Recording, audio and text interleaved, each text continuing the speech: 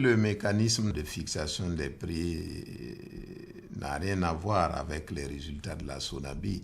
Depuis 2001, nous sommes donc sur le système de la parité importation. Donc les prix sont indexés sur le marché international et donc la SONABI doit être aussi performante.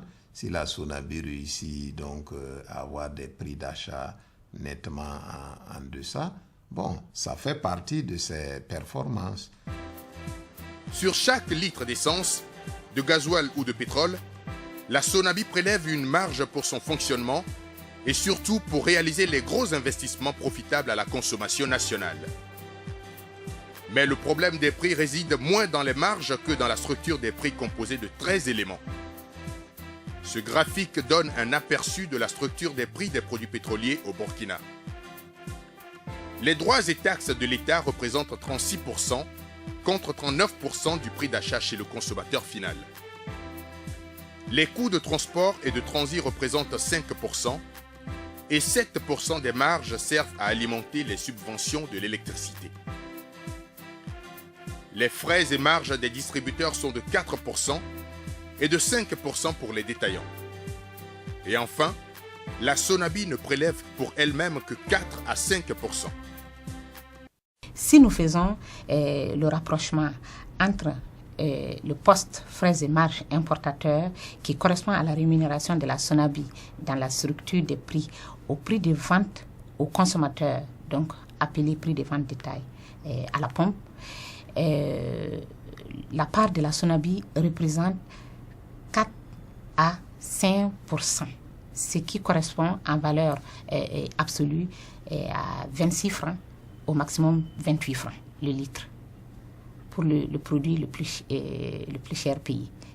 L'essence, il fait 26 francs et le pétrole, il fait 28 francs. Bon, bien sûr, pas à cause des arrondis, ça varie mensuellement. Sinon, le taux réel accordé dans la structure des prix est de 26,93 francs le litre. L'État doit accepter de remettre en cause ses propres avantages, bon, qu'il a créés par la loi bien sûr, mais en relisant la structure des prix, en revoyant à la baisse les impôts qu'il perçoit sur le pétrole, ça peut nous permettre de soulager un peu les consommateurs, d'augmenter même la consommation de carburant, parce qu'aujourd'hui les gens, vraiment c'est dur. Nous faisons de notre mieux, nous essayons d'acheter les produits au meilleur prix et nous avons la preuve que nous les avons au meilleur prix par rapport aux pays voisins similaires.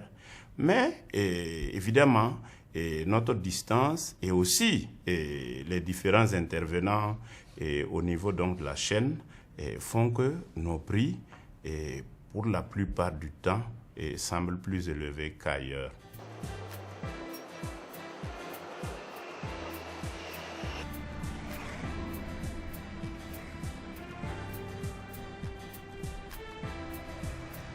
Comparaison n'est pas raison, dit-on.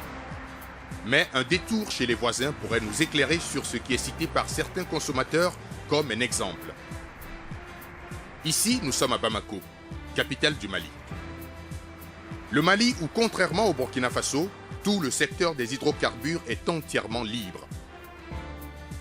Le rôle de l'ONAP, l'Office national des produits pétroliers, un organisme de l'État, est juste de collecter les statistiques et d'accorder les agréments aux importateurs et distributeurs. Ici, l'importateur, le distributeur et parfois le transporteur ne font qu'un.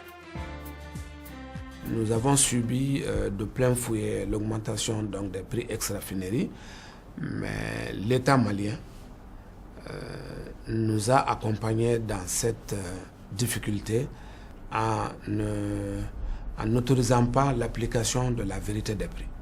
Nous, on souhaite que nos consommateurs puissent accéder aux produits en fonction de leurs moyens. Au Mali, c'est la liberté d'action, d'entreprendre.